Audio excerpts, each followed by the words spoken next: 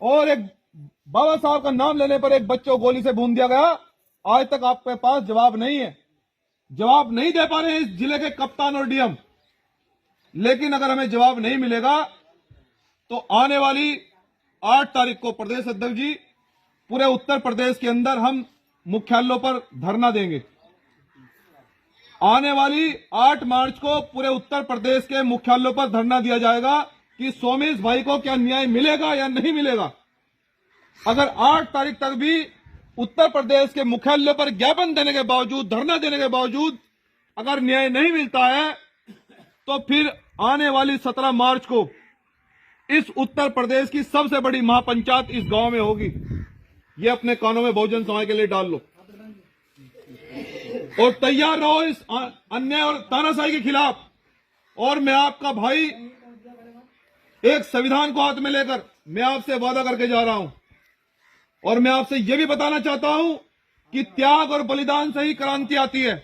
हम जानते हैं कि वो बाबा साहब के नाम से इसलिए डरते हैं क्योंकि बाबा साहब के बच्चे आज कुर्सियां बराबर में बिछाने लगे हैं, ये उनके पेट में दर्द होता है। बाबा साहब के बच्चे मुंह से तान कर चलते हैं, ये इसलिए उनके पेट में दर्द होता है।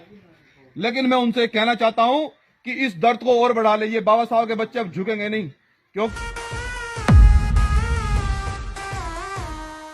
ये पैगाम है भारत के हर कंटेंट क्रिएटर के नाम। जय भीम जय भीम।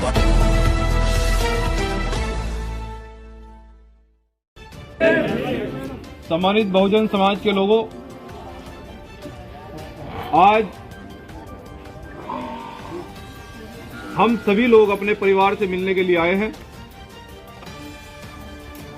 और जो अपराध मेरे परिवार के साथ में हुआ है, जितना जघन्य अपराध मेरे परिवार के साथ में सत्ताधारी दबंगों के द्वारा और सत्ता संरक्षण में यह किया गया है, हम जानते हैं कि सत्ता के हाथ मजबूत होते हैं। लेकिन हम सरकार को यह बताना चाहते हैं कि ये हाथ हमेशा मजबूत नहीं रहेंगे।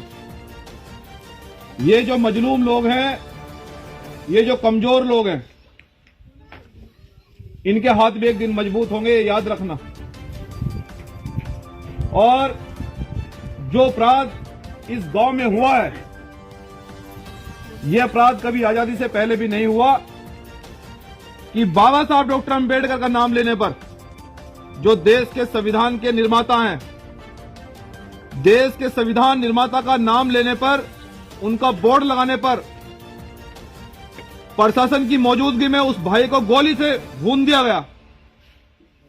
इतना बड़ा अपराध कभी आजादी से पहले भी नहीं हुआ और ये इतिहास में दर्ज होगा कि जब तानाशाही सरकार बाबा साहब डॉक्टर अंबेडकर का नाम लेने पर उनको गोली से भूना जा रहा था। इन दरिंदों को किसी भी सूरत में सरकार बदलने पर बख्शा नहीं जाएगा, हिसाब होगा। सरकार बदलने दो। लेकिन मैं बहुजन समाज के लोगों आपसे यह कहने के लिए आया हूं कि अगर इस जुल्म पर आप लोग सब चुप रहे तो इससे बड़ा जुल्म करने के लिए वो तैयार हैं। और हमारी अब हिम्मत और लाशों को देखने की नहीं है।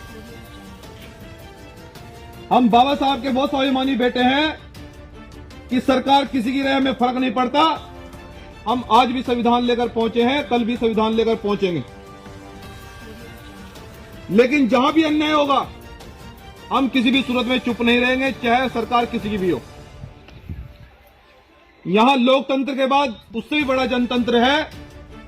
और अगर सरकार के लोगों को भ्रम हो गया है कि हम सरकार रहते हुए दलितों को, पिछड़ों को, मुसलमानों को गोलियों से भूनेंगे, तो उन्हें यह भी याद होगा कि सरकार बदलती रहती है।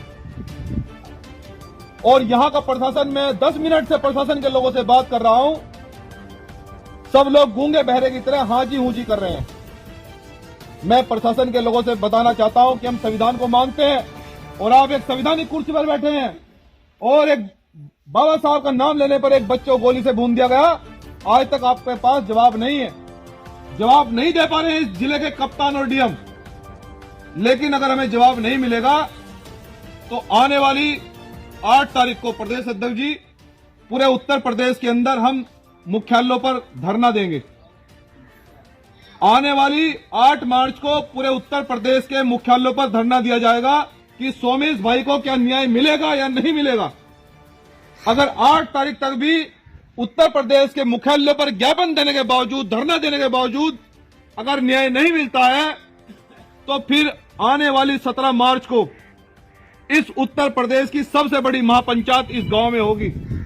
ये अपने कानों में बहुजन समाज के लिए डाल लो और तैयार रहो इस अन्याय और तानाशाही के खिलाफ।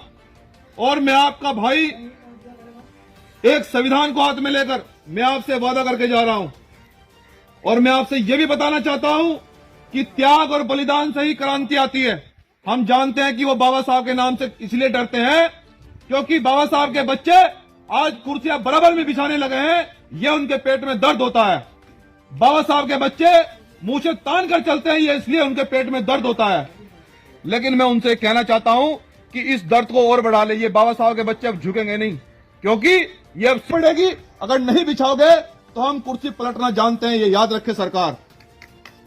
तो आने वाली 8 मार्च को पूरे उत्तर प्रदेश के मुख्यालयों पर धरने प्रदर्शन किए जाएंगे और 8 मार्च को भी अगर न्याय नहीं मिला तो फिर इसी गांव के अंदर और उत्तर प्रदेश की सबसे बड़ी महापंचायत 17 मार्च को होगी।